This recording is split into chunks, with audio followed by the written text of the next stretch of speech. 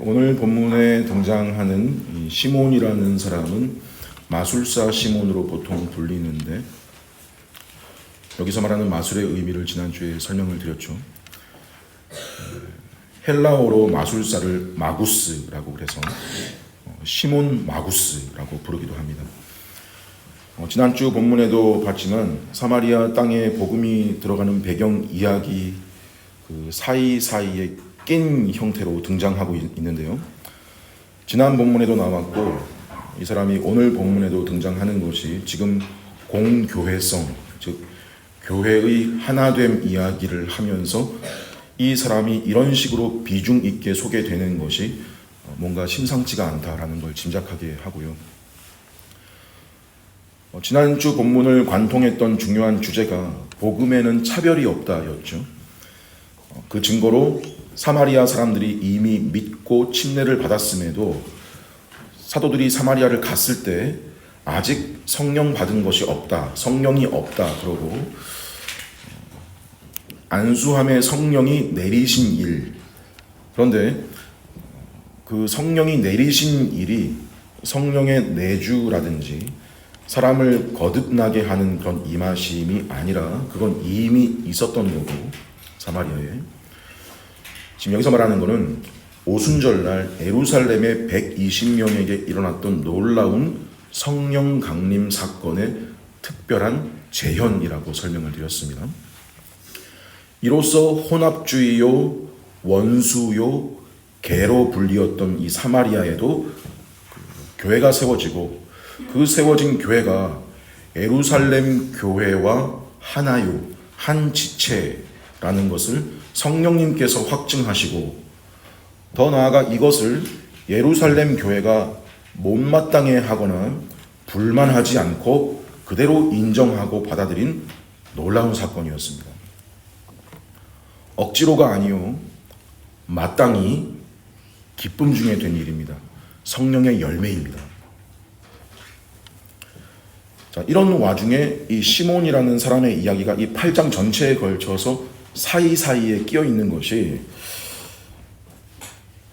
뭔가 이런 아름답고 순수한 배경에 먹칠을 하는 것 같은 오점같이 소개되는 의도는 한마디로 이 공교회성 안에 있는 교회들의 상황과 역사가 그저 감격과 감사와 기쁨만이 아니라는 걸 보라는 겁니다. 하나됨을 말하지만 현실에는 하나됨을 방해하는 요소들로 얼룩지고 위험이 많다는 것을 보여주는 거죠. 자, 이 역시 사도행전 전체를 관통하는 중요한 주제죠. 뭐냐면 이 땅에서 교회는 안팎으로 고통을 겪는다. 그죠?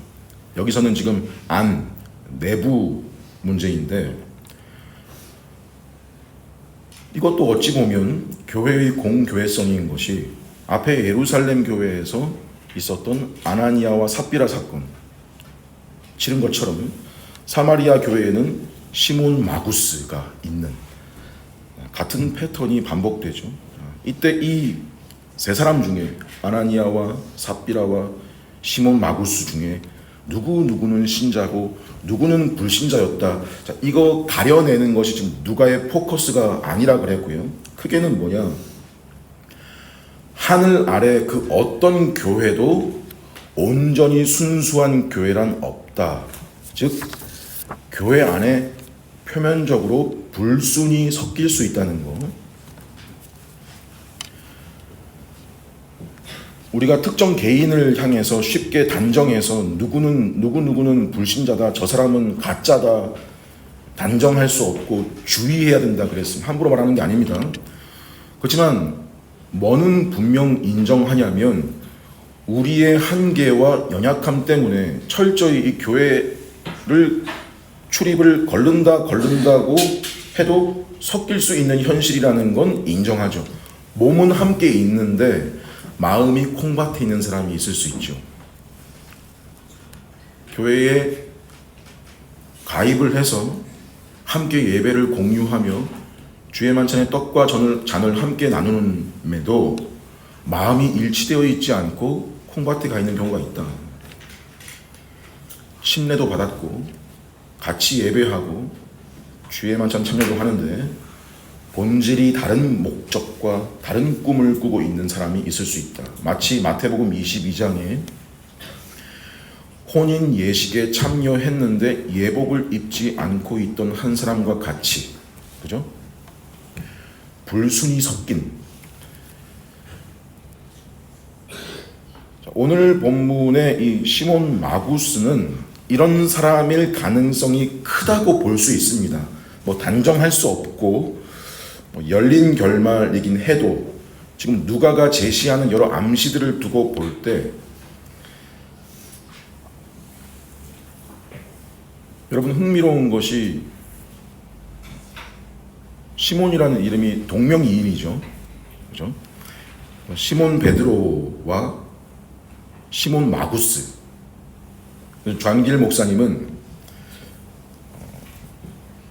그래서 교회라고 다 교회가 아니고 사도적 가르침과 계승 위에 있는 시몬 베드로의 계보에 있는 교회가 있고 아니면 시몬 마구스의 계보에 있는 교회도 있다.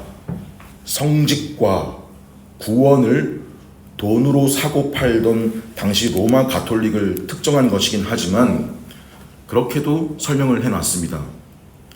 마술사 시몬이 구원받은 사람인지 안 받은 건지가 그렇게 크게 의미는 없어요. 중요한 것은 교회 안에 불순이 섞일 수 있다. 누가의 이런 전개의 어떤 의도에서 볼 때는 그런 사람일 가능성은 크다고 볼 수 있다. 자, 보통 교회 이야기하면서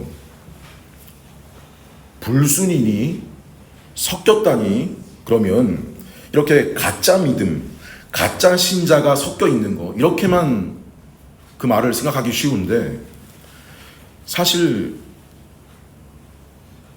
참된 신자 개인 그 자체만 해도 이 불순함이란 말에서 자유로울 수가 없어요. 어떤 의미에서요? 죄 용서 받고 의롭다는 칭함도 받았지만 현실에서 지금 본문들에 나오고 있는 아나니아, 삽비라, 이 시몬 마구스의 양상들 지속적으로 말씀을 찬찬히 듣다 보면 그게 내 모습이고 그 시몬 같은 게 아직 내 속에도 발견되는 게 그러면서 그런 상태로 교회 안에 있는 거거든요. 이 땅에서. 그래서 진짜 신자끼리도 안에서 여러 문제가 발생하죠. 그게 이 땅에서 신자가 겪는 현실이에요. 그걸 또 그런 연약함을 참된 신자는 자신도 알고요. 자기가 겸손하게 인정하고 있어요. 인정해요. 여기서 겸손하게 인정한다는 건 그런 나의 상태를 그 문제를 어쩔 수 없는 문제라는 식으로 가볍게 본다든지 또는 나는 이미 구원받은 거니까 안심해도 된다든지 그런 식으로 생각이 흘러가지 않고요. 그런 자신의 모습을 진심으로 안타까워하고 미워하면서 그 불순을 인정하고 자기 연약함을 하나님 앞에 내어 맡기면서 도움을 구하며 엎드리고 거기서 돌이키려 하고 실제로 돌이키는 것이 있는, 자, 이걸 가리켜 성경은 회개라 그러죠.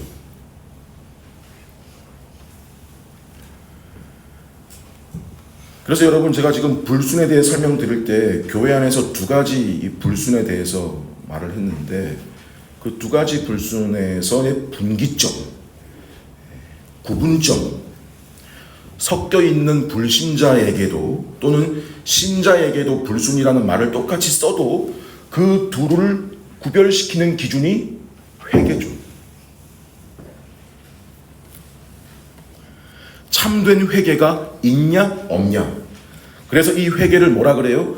하나님께서 교회와 성도에게 주신 선물이라 그래요. 자, 이 회개도요 나중에 천국 가면 필요가 없어요. 왜? 천국에서는요 죄 지을 가능성이 없어요.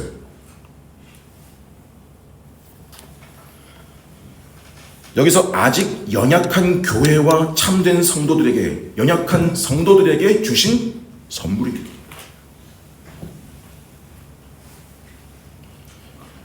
여러분, 사람에게 이 참된 회개가 있다는 것은 하나님을 아는 지식이 있다는 겁니다.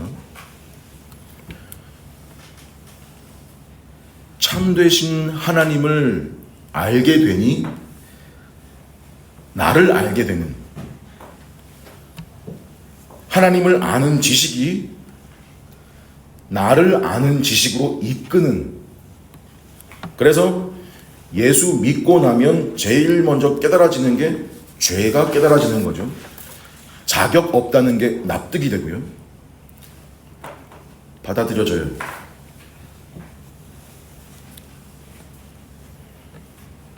근데 그게 지식에 그치는 게 아니라 동의와 인정입니다.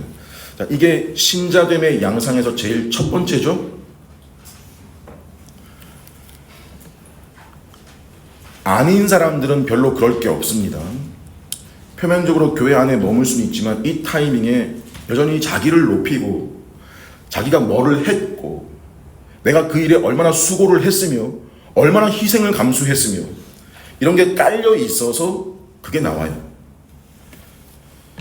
자기가 죄인이라고 하는 그 말을 문장, 명제로는 듣고 알아도 어떤 면에서 자기 밑바닥이 안 보이는 거죠. 못 보는 거예요. 그런 게 두드러진 양상과 태도로 드러나게 됩니다. 그러니까 하나님을 가장 사랑하지도 않으며 하나님을 의지하는 것도 아니며 자기가 자기 인생의 하나님이 되어 있는 상태에서 하나님이 아닌 다른 무언가를 우상처럼 더 섬기고 있고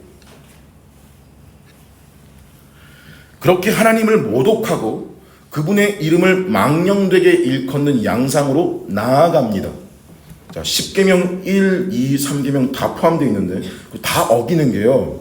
일부러라기보다 존재적으로 그게 안 되는 거예요.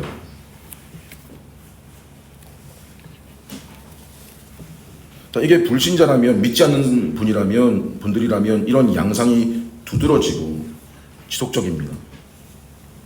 공교롭게도 신자라도 그런 양상이 섞이는데 그에게는 뭐가 있냐면 참된 회개가 있다.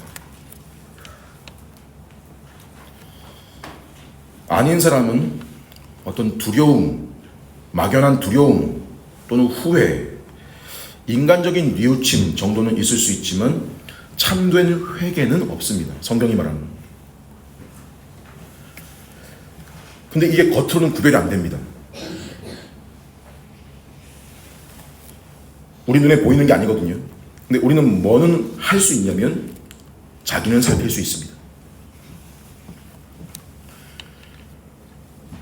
그래서 이 불순의 문제에서 누구를 거짓 믿음이니 불신자니 단정하기 전에 혹 그게 너 자신은 아닌가 돌아보라는 거고, 내가 신자라면 이런 신자답지 못한 양상들이 발견될 때 이걸 벗어 던지려 할 것이고 거기서 빠져나오려고 해야 되지 않겠냐 하는 거죠.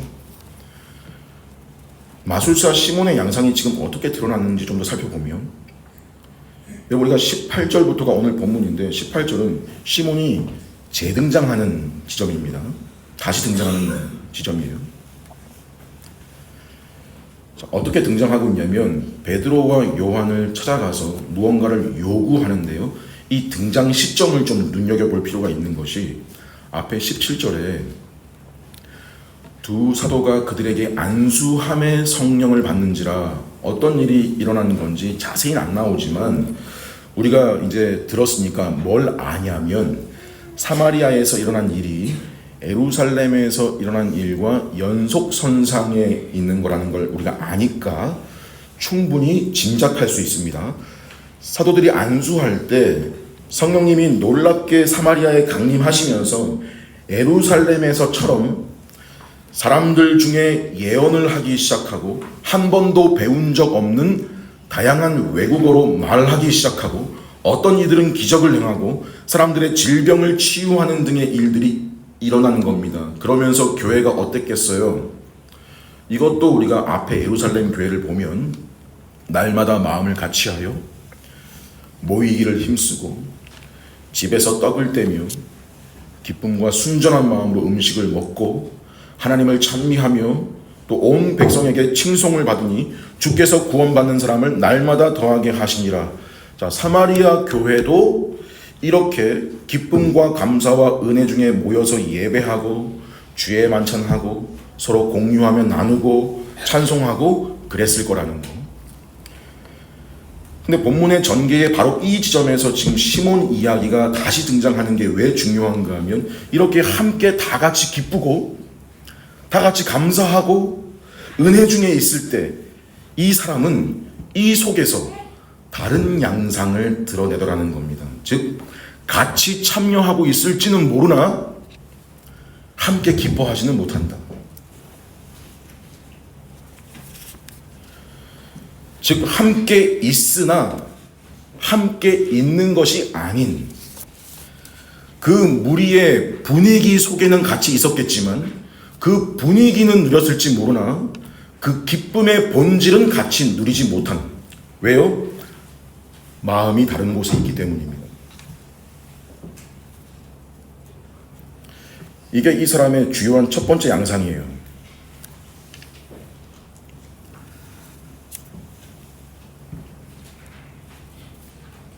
여러분, 교회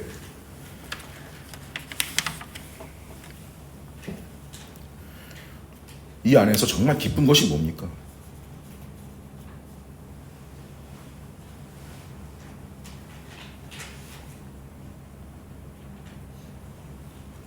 하나님이 영원전부터 계획하신 삼위 하나님의 모든 관심이 집중되어 있는 섭리의 중심인 교회, 장차 완성될 온전한 천국의 그림자, 모형으로서의 교회가 내가 발 딛고 현실을 살고 있는 이 반경, 이 지역 내에도 있어서 거기로 불러주셔서 이 안에 들어와 속해 있다는 거. 이거 잠깐만 조용히 생각해 보면 여러분 참된 신자의 속에서는 뭐가 올라올까요?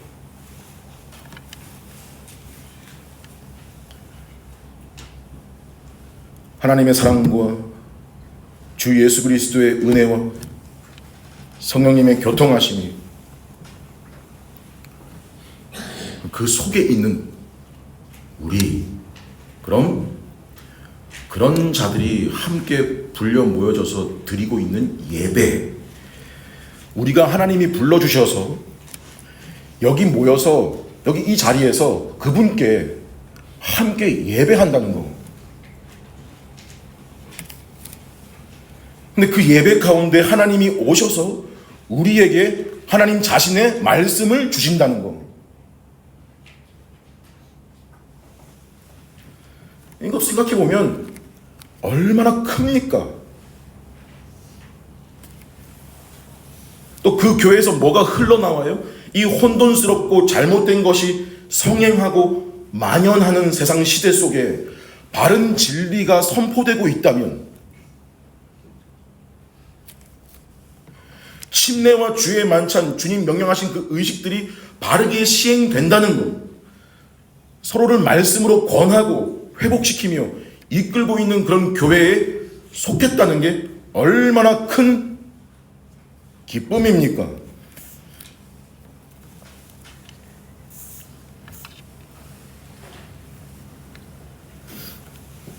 이 기쁨을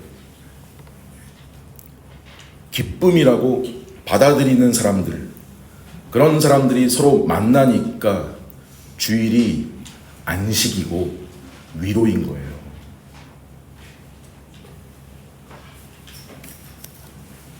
아닙니까? 맞습니까?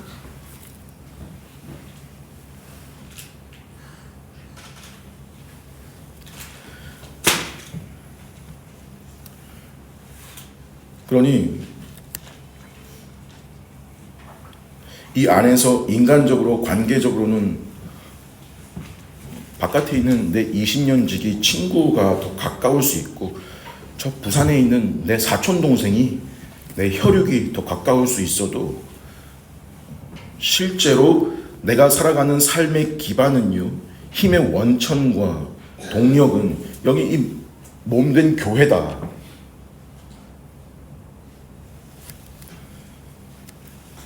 그러니 이렇게 함께 예배하고 함께 신앙생활하는 이 사람들이 귀하고 소중하고 이 안에서 함께 천국 소망하고 함께 그리스도를 높이고 그분의 몸된 교회를 사랑하고 그런다고 우리가 생계에서 좀 불성실합니까?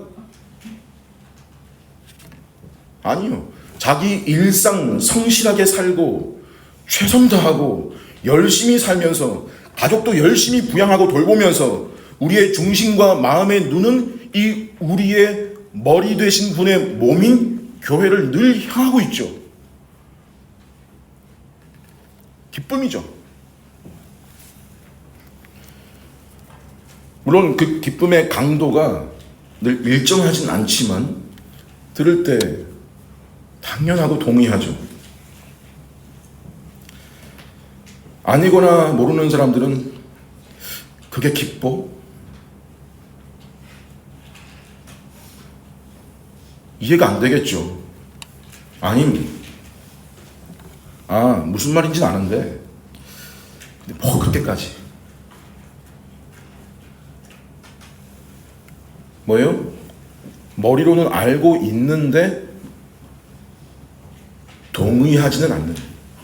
근데 들어왔다고 하는데 그런 양상이라면 뭐예요? 들어와 있어도 실상은 아니거나 병들었거나 둘 중 하나 아닌가요? 이 안에 있는데 마음은 딴 데 있으니까 결국 자기 눈도 시선도 그리스도께 있는 게 아니고 밖을 향하죠. 여기는 그냥 종교 생활로 그냥 내 인생의 어떤 일부 정도로 그러고 여기에 있다면 뭔가 아닐 수 있겠죠. 이 상황에 참된 신자는 자기가 그런 줄 알면 회개의 열매를 가지고 아닌 사람은 결국 결정적인 순간에 다른 양상을 드러냅니다.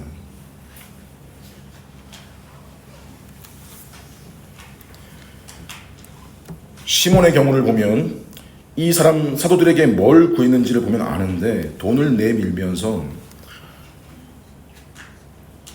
이 권능을 내게도 주어 누구든지 내가 안수하는 사람은 성령을 받게 하여 주소서 그래요. 즉 이 권능을 나한테 팔아라 인데 어떤 권능이냐면 지금 이게 아니에요. 돈을 줄 테니까 나한테도 성령을 부어주셔서 저렇게 지금 예언도 하고 방언도 하고 기적도 베풀게 해달라가 아니고요. 성령을 주는 능력을 구한 거예요. 즉 돈 줄 테니까 내게도 성령을 베푸는 능력을 달라. 자기가 볼 때 사업적으로 더 크고 더 센 거 그거 구한 거예요. 누구한테 안수하면 나한테서도 그 안수로 성령이 나가게 해달라 이거거든요. 이 사람 계산 빠르고요. 사업 수완 좋고 영리한 사람인 거예요. 빌립을 따라다녔던 것도 자기 딴의 진심과 전심이었을지 몰라도 그 자기 능력보다 빌립의 것이 더 커 보였던. 근데 이제 뭘 본 거냐면 안수했더니 사람들이 그런 능력을 가지게 되는, 스스로 기적을 행하는 것을 넘어서 다른 사람들에게 그런 능력을 주는 사람이 되면 피라미드 구조가 되죠.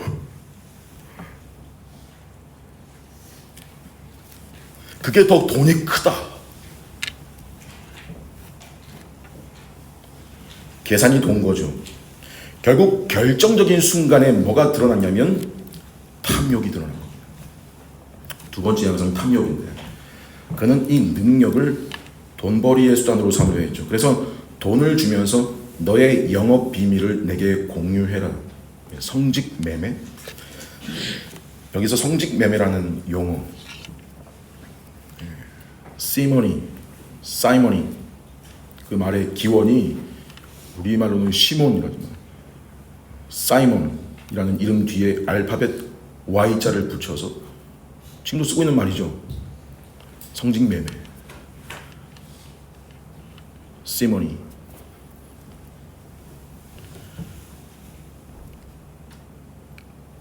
또 탐욕뿐만 아니라 뭐가 드러났냐면 야망이 드러난 겁니다.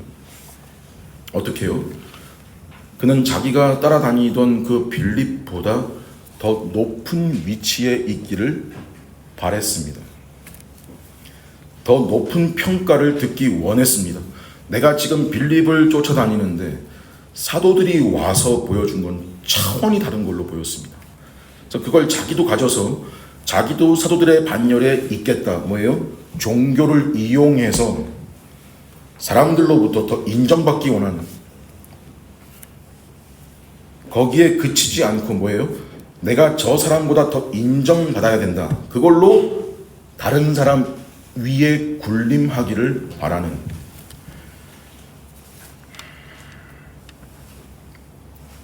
여러분, 종교에 이런 게 얼마나 깊이 배어 있는지 아시죠? 이건 일반적인 죄인의 인식, 습성 때문이기도 합니다. 같은 분야에서 항상 비교를 하고요. 세상은 비교할 수밖에 없는 구조예요. 비교를 하고요. 저 사람보다 이 사람이 더 뛰어나다, 탁월하다. 그래서 자기 기준에 1등만 쳐주고 좀 뒤처진다 싶으면 취급을 안 하는. 2등 필요 없어요. 1등만 기억하는.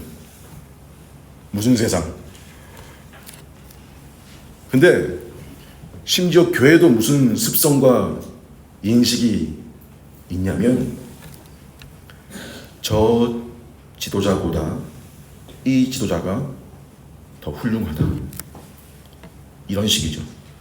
그리고 지도자들 속에서도 뭐예요?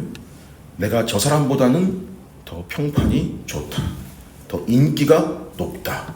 어떤 그게 계급화처럼 되어서 그 계급에 맞는 대우를 요구하고 기대하는 교회.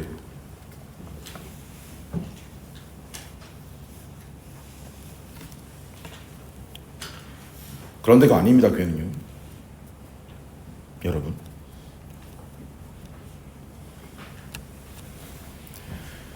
지도자이기 전에 이미 똑같은 성도고 동등한 권위와 동등한 책임과 그저 역할이 다른 사람들로 바라보는 것이지 거기에 무슨 능력과 수준에 따라 줄을 세우는 데가 아니에요. 그런 평가를 해도 안 되고 그런 평가를 두려워해도 안 됩니다. 참 어렵죠, 근데. 자, 이런 성령님의 강력한 역사하심 중에도 사마리아 교회, 이 교회 안에서 이런 탐욕과 야망이 나타나는 모습에 아마 사도들도 충격을 받았을 거예요. 베드로가 뭐라 그럽니까? 20절에 네가 하나님의 선물을 돈 주고 살 줄로 생각하였으니 내 은과 내가 함께 망할지어다. 이 말은 헬라어 원문대로 직역을 하면 이렇게 됩니다. 들어보세요. 너의 돈이 너와 함께 멸망에 있을지어다. 왜냐하면 너가 하나님의 선물을 돈을 통해 얻을 수 있다고 생각했기 때문이다. 자, 우리말 번역에는 끝에 망할지어다로 끝이 나가지고 무슨 이게 저주의 말로 들리는데 망해라 이런 식으로.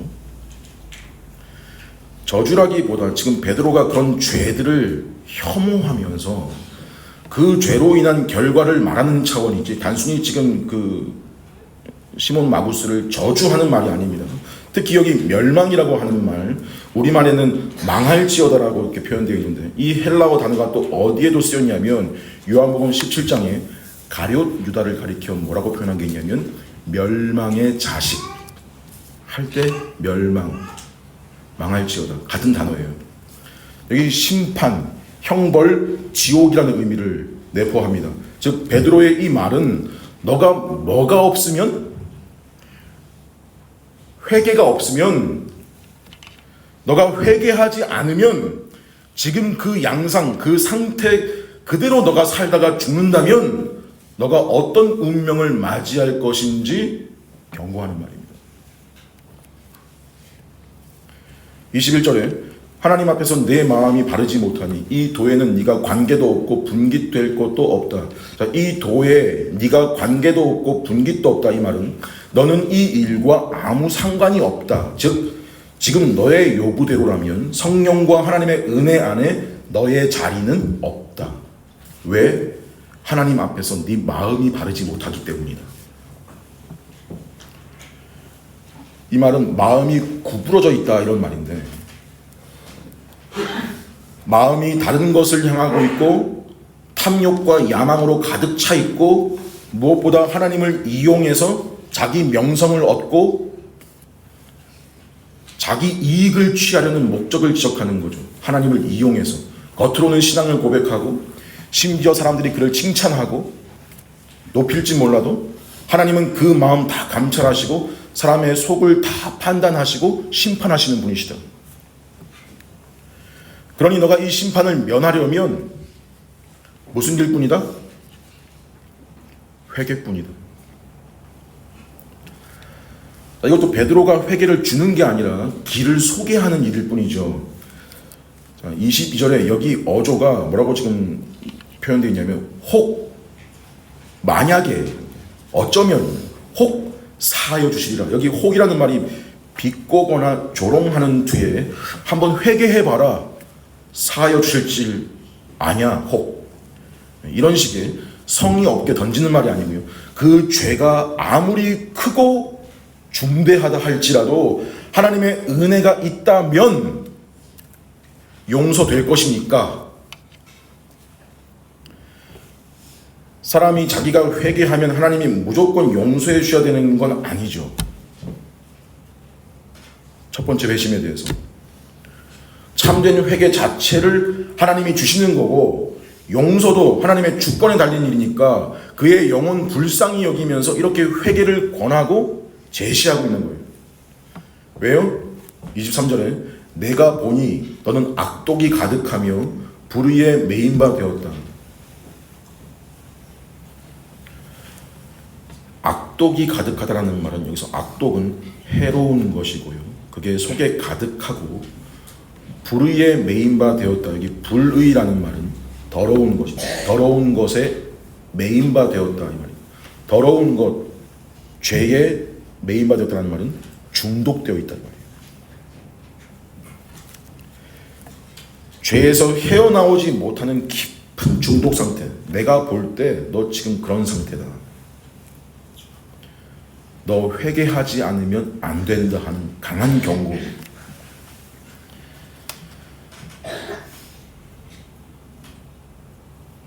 그래서 이 경고를 들은 시몬이 하는 말이 뭐냐면요, 24절에 나를 위해 주께 기도하여 말한 것이 하나도 내게 임하지 않게 하소서.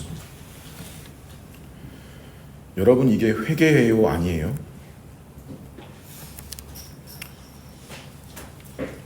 어떤 두려움은 있어요. 근데 자기가 진심으로 통회하고 뉘우쳐 회개했다는 말은 없고요. 베드로와 요한한테 지금 나를 위해 기도해달라.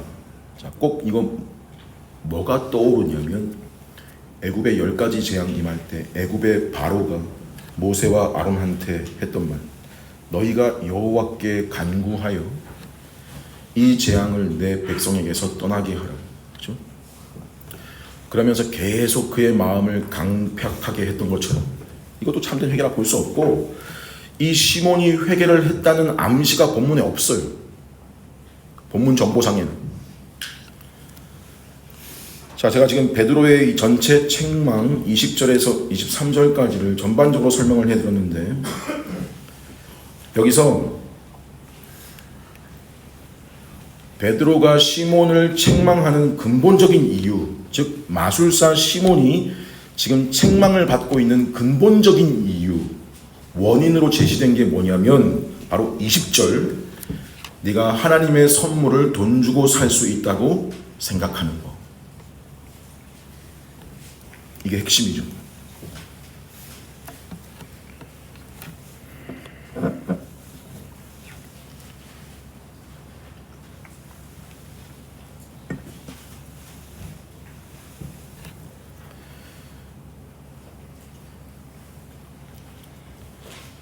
근데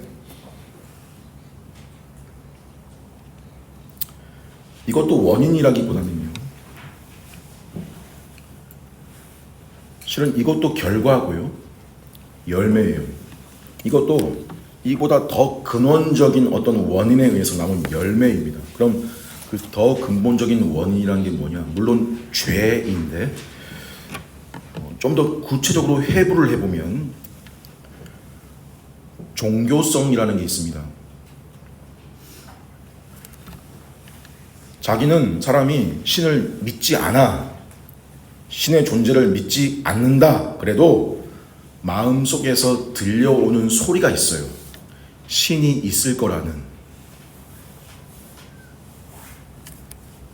신이 있을 수밖에 없다는. 더 나아가서 그러면 생각의 흐름이, 그럼 나는 어떻게 될 것이며 나는 어떻게 해야 하는 건가? 라는 심성. 로마서 1장에는 하나님을 알만한 것이라고 표현을 했고요, 존 칼빈 목사님은 종교의 씨앗이라는 표현을 썼는데, 그래서 왜 이렇게 세상에는 종교가 많은 거야? 뭔 종류가 이렇게 많냐? 다 뭐 때문이에요? 이 종교성 때문이에요. 사람이 그 종교성 가지고 고안하고 상상하여 만든 거죠. 일반 사람들 인식에는 기독교도 이 범주 안에 들고요,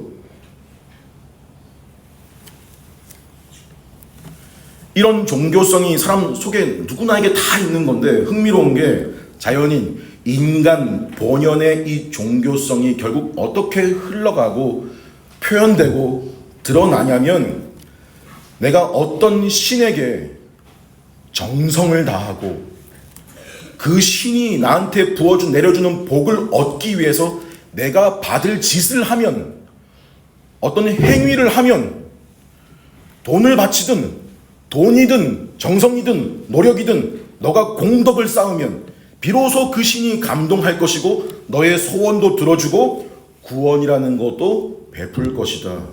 의롭게 될 거다. 여러분, 이게 세상의 수많은 종교들이 가는 길이에요.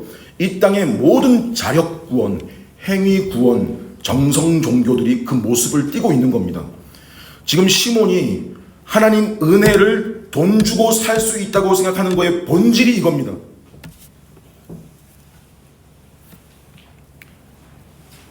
교회 안에 들어와서도 그런 양상을 띠는 거죠.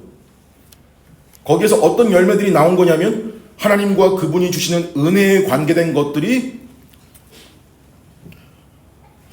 돈을 주고 돈을 내고 내가 뭐든 지불하면 주어진다는 식의 상품화가 되는 거.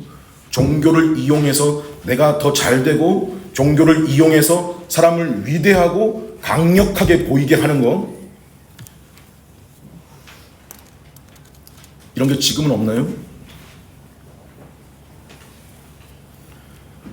그냥 일반적인 종교들의 모습이에요. 돈을 내면 거기에 사업 성공, 자녀의 입시 합격, 만사 형통, 무사 기원, 기도 제목 기와장에 적어주고 액수에 따라 전등을 더 달아주고 액수가 크면 클수록 점괘가 더 잘 나오고 더 용한 구판을 벌여주고 교회는 헌금을 더 많이 하면 더 큰 복이 주어진다라 그러고, 그러니 똑같아 보이죠?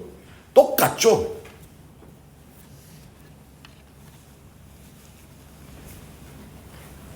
근데 정작 기독교가 말하는, 성경이 하고 있는 말은 뭐냐면, 그런 너의 노력으로, 자기 행위로 하나님 앞에 인정받을 길이 없다. 너희는 죄와 허물로 죽었기 때문에 행위로, 그분 앞에 의롭다함을 얻을 육체가 하나도 없다. 그럼 우리는 하나님께 받으면 뭘 어떻게 받는데요? 에베소서 2장에 너희가 그 은혜에 의하여 믿음으로 말미암아 구원을 받았으니 이것은 너희에게서 난 것이 아니요 하나님의 선물이라. 행위에서 난 것이 아니니 이는 누구도 자랑하지 못하게 함이라.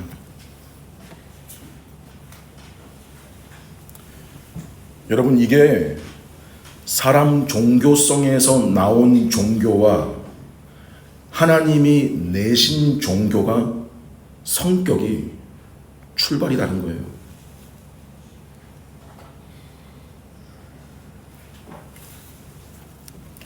그래서 베드로의 말, 너가 하나님의 선물을 돈 주고 살 줄로 생각하였냐의 본질이 이거죠. 우리가 하나님께 뭘 드리고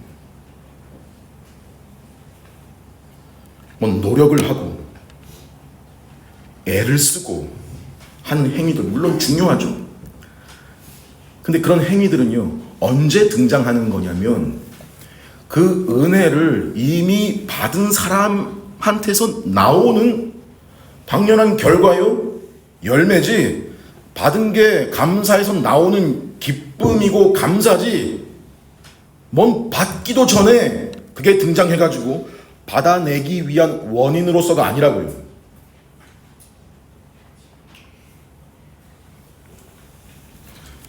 근데 기독교를, 하나님을 그런 종교로, 그런 신으로 취급하는 거, 전락시키는 거, 그게 신성모독이죠.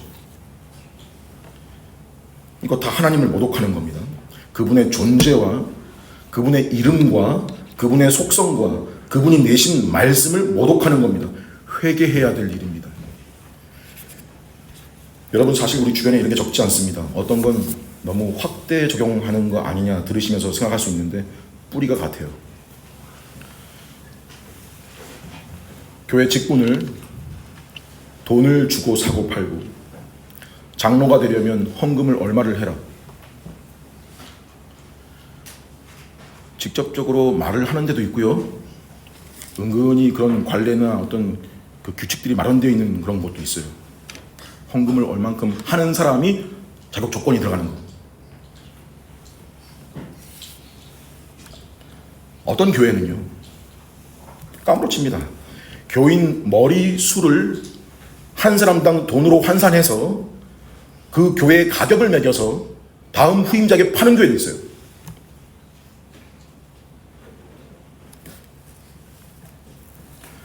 강단에서 말씀을 이용해서 성도들로 하여금 물질을 바치게 하고 그걸 경쟁을 시키고,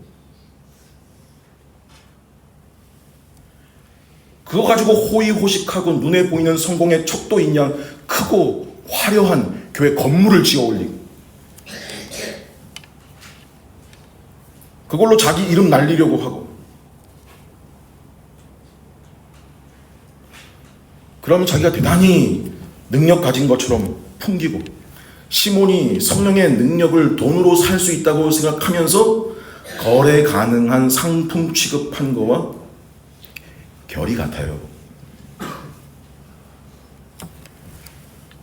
하나님 은혜를 더럽히고 모독하는 행위, 하나님 그분 자체와 그분과 관계된 모든 것들, 하나님 그분 자체와 하나님 그분과 관계된 모든 것들, 즉 그분의 이름, 그분의 속성, 그분의 말씀, 그분이 우리에게 베푸신 주일, 예배, 침례, 주의 만찬, 직분 등등에 대해서 함부로든 또는 무시를 하든 대수롭지 않게 여기는 것, 이건 내신 분을 모독하거나 무시하는 게 될 수 있다는 건 명심해야 됩니다. 선거철에만 교회를 방문하는 정치인들이 있어요. 그런 정치인들 빨간 옷, 파란 옷 입고 예배 중에 앞에 나가서 인사하고요, 또 그렇게 할 수 있도록 하라고 허락해 준 거, 다 하나님 모독하는 겁니다.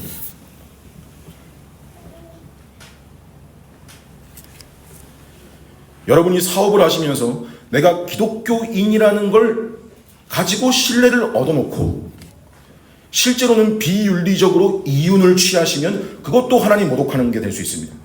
모독하는 겁니다. 기독교라는 걸 간판에 내걸고 상품을 팔아놓고 결국 투자자들에게 손해를 끼치는 거 부지기수예요. 또 하나님의 이름을 들먹이면서 신적 권위로 둔갑시키는 경우, 하나님이 당신에게 이렇게 하라고 하신다,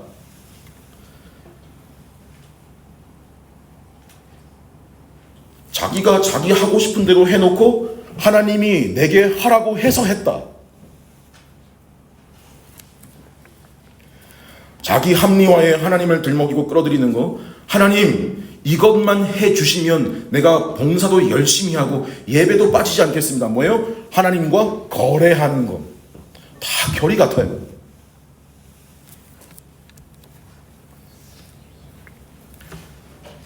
용어로 행위구원이니 자력구원이니 아닌 줄 알죠? 전적인 은혜로 구원받은 거라는 거 믿는다고 말해요. 은혜고 선물이니 전적 은혜니 말은 다 알아도 뭐예요? 은혜로 받았다는 걸 자꾸 까먹어요. 잊어버리고 희미해지고 익숙해지고 별로 크게 안 느껴지고 안 다가오고 살기 바쁘고 그러다가 자기도 모르는 새에 어느새 주일에 교회 나가는 거, 헌금 생활, 예배 생활이 건조한 율법주의가 되는 때가 적지 않습니다. 기쁨이나 감사가 아니라 그저 가야 되니까 오고 해야 되니까 하고, 또는 무슨 위험도 있냐면 은혜를 은혜로 여기지 못하는, 왜요? 늘 받는 은혜고 늘 주일마다 가는 교회고 가면 듣는 말씀이고 늘 만나는 사람들이고, 그래서 그게 은혜인지도 모르게 되고 무시하게 되는 위험. 교회, 예배, 주일, 주의 만찬, 우리에게 주신 이런 것들을 더 이상 감사하는 것으로 여기지도 않고 얼마나 복되고 큰 것인지 생각지 않고, 그러니까 함부로 여기거나 쉽게 무시하는, 모독하기 쉬운 그런 위험성이 늘 있는 거죠.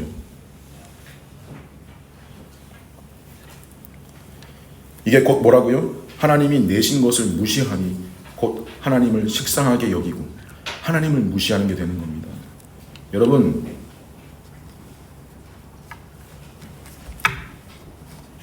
여러분 생각에 하나님이 그런 대우를 받으실 분이신가요?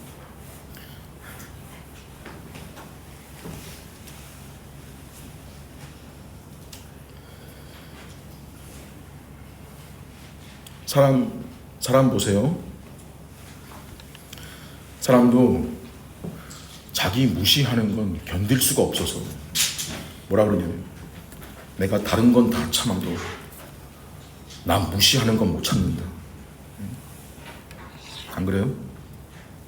그래서 우리도 사람 무시하는 거 하면 안 되는 거 다 알잖아요.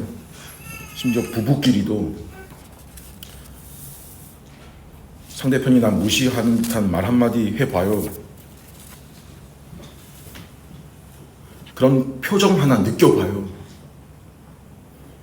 보통 서운한 게 아니란 말이에요. 무시한다. 그러니까 사람끼리도 무시니 모독이니 이거 가벼운 문제 아니잖아요. 여러분 어떠세요? 좀 무시받아도 되는 사람입니까? 자기가? 아니면 절대로 받으면 안 될 사람입니까? 후자겠죠.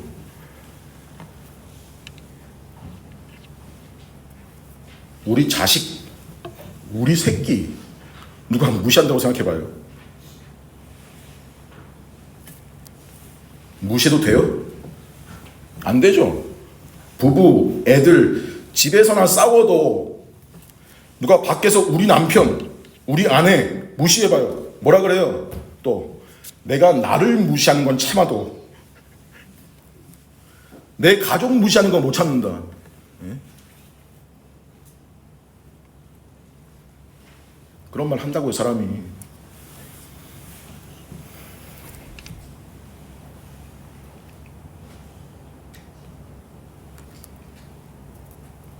근데 하나님 모독하고 무시하고 사는 건 생각도 안 나요.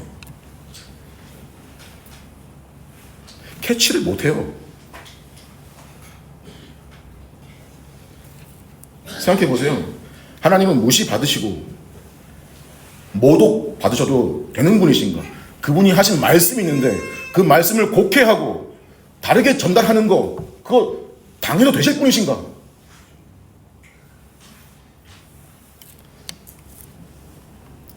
결코 절대 그런 대우를 받으셔서는 안 될 뿐이죠. 너희 교회 이거 할 수 있는 대로 이 땅에서 생각하라는 거예요. 근데 현실은요, 그 안에 불순이 있죠. 그래서 무슨 책망을 듣습니까? 왜 하나님을 무시하고 사냐? 왜 하나님의 이름, 속성, 말씀, 주신 것들을 왜 그렇게 가벼이 여기고 함부로 대하고 마음대로 변형시키고, 예? 그래도 된다고 여기고 왜 무시하냐? 예배를 왜 예배를 그래도 쉽게 무시하고, 왜 교회를 우습게 보고, 왜 직분을 무시하고, 왜 내게 주신 사명 무시하고 살며, 왜 하나님의 은혜, 섭리, 돌보시는 날마다의 손길, 모든 좋은 것들을 그렇게 가벼이 대하고 하찮게 여기며 함부로 말하느냐 하는 겁니다. 하나님 무시하지 마라. 하나님은 너의 모독을 받아도 되는 그런 분이 아니시니 너의 실제 삶의 자리에서 하나님께 예를 갖춰라.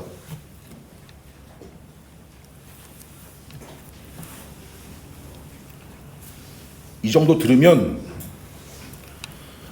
참 믿음 가진 신자는 어때요? 어제요, 말씀을 통해서 자기 삶을 한번 돌아보고 찬찬히 돌아보고 자기 삶에 정말 그런 게 발견되고 있고 지적되면 뉘우치고 하나님께 엎드리죠. 여러분, 이러면 그게 마음이 밝는 거예요.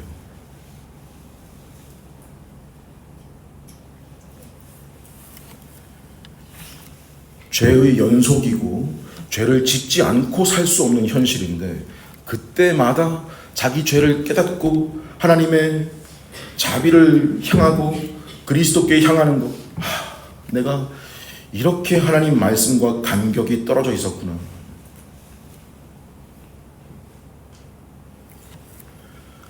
바로 잡아야 되겠구나. 돌이켜야겠다. 깨달으면서 뉘우치고 돌이키려 하겠죠. 하나님 말씀에 자기의 그 단단한 아주 고집스러운 생각을 하나님 말씀에 맞추고 자기 계획, 자기 주관, 자기 생각 다 이 말씀에 맞추어서 바로 잡아 나가려고 하겠죠. 그게 쉽지 않죠. 그래서 그 힘도 주시기를 구하면서 다른 사람한테 기도해달라고 하기 전에 자기가 하나님께 먼저 엎드려 몸부림치는 가운데 기도하면서 도움 바라며 엎드리겠죠. 오늘 본문에서 시몬이 보여준 이런 반응과는 다를 거예요.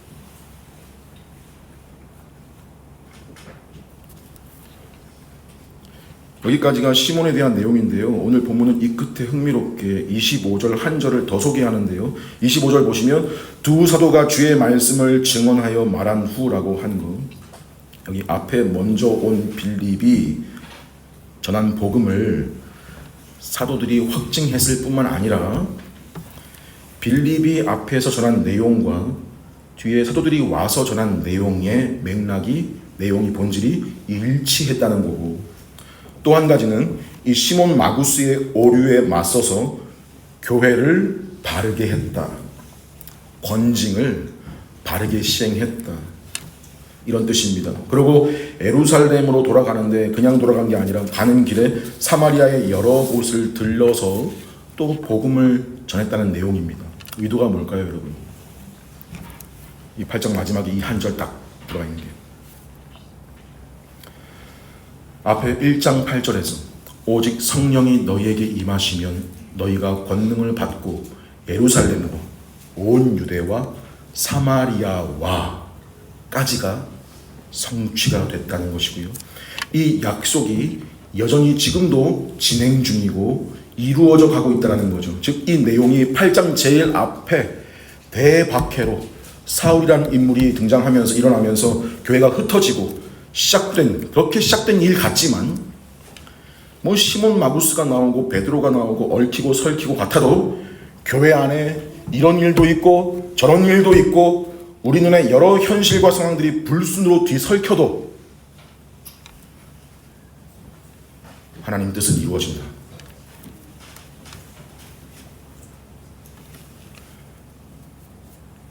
하나님 계획은 진행 중이며 마지막을 향해 간다.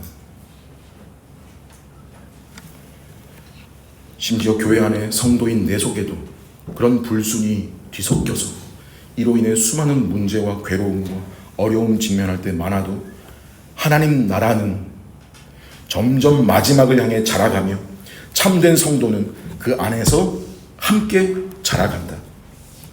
내 눈에는 굴곡인 것처럼 보여도 자라가는 중이다. 어떻게 해요? 믿음과 회개로 자라갑니다. 시몬 마구스와 결이 같은 모습이 그때에만 있지 않고요, 그 당시에만 있지 않고 지금도 여기저기서 성행하고 있고 그런 결이 내 속에도 보일 때, 여러분, 내 마음이 어디에 있는가, 시선이 어디에 가 있는가 돌아봐야 됩니다. 교회에 속해 있지만 내가 진정한 기쁨과 감사로 하나님을 예배하고 있는가, 아니면 단지 종교 생활로 머물러 있진 않는가 돌아보십시오. 혹 내 속에 탐욕과 야망은 없는가? 내 마음이 정말 하나님 앞에서 바른가?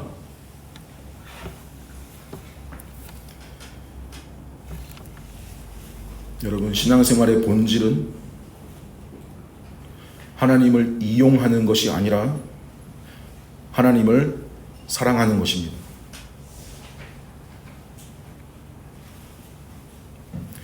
진정으로 하나님 사랑하는 사람은 그분 섬기는 것이 기쁨이며 자기가 받은 은혜가 차별 없이 조건 없이 주어진 것인 줄 알기에 감사입니다. 이런 믿음과 회개, 기쁨과 감사를 소유한 사람에게서 나오는 열매는 뭐겠습니까? 그래도 온전치가 않아서 자기가 하나님을 이용하고 있다는 게, 하나님을 모독하고 무시했다는 게, 자기도 모르게 그랬다는 게 또 발견되면 그냥 넘어가겠습니까?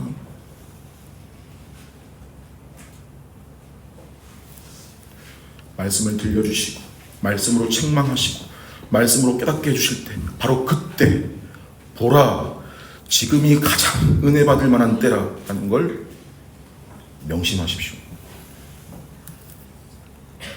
여러분, 하나님이 주신 회개를 사랑하십시오. 하나님 주신 말씀과 교회와 형제들을 사랑하십시오.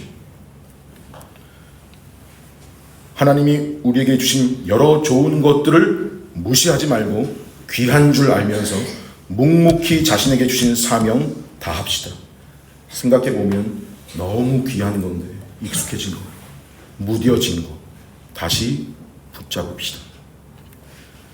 기쁨이 없다면 구원의 기쁨 회복시켜 주시기를 구합시다. 괴롭고 어려움 많은 현실 중에라도 교회에서 선포되는 말씀에서 소망을 얻고 거기에서 위로를 얻읍시다. 우리의 인생은 마지막으로 달려가고 있습니다. 주님께서 다시 오십니다.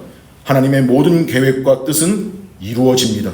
이 땅에서 우리가 이런 태도를 가진 교회와 성도들로 살아가서 우리로 인해 하나님의 이름이 무시당하지 않고 그 이름이 높임받게 되기를, 하나님 영광 받으시기를 간절히 바랍니다. 함께 주의 만찬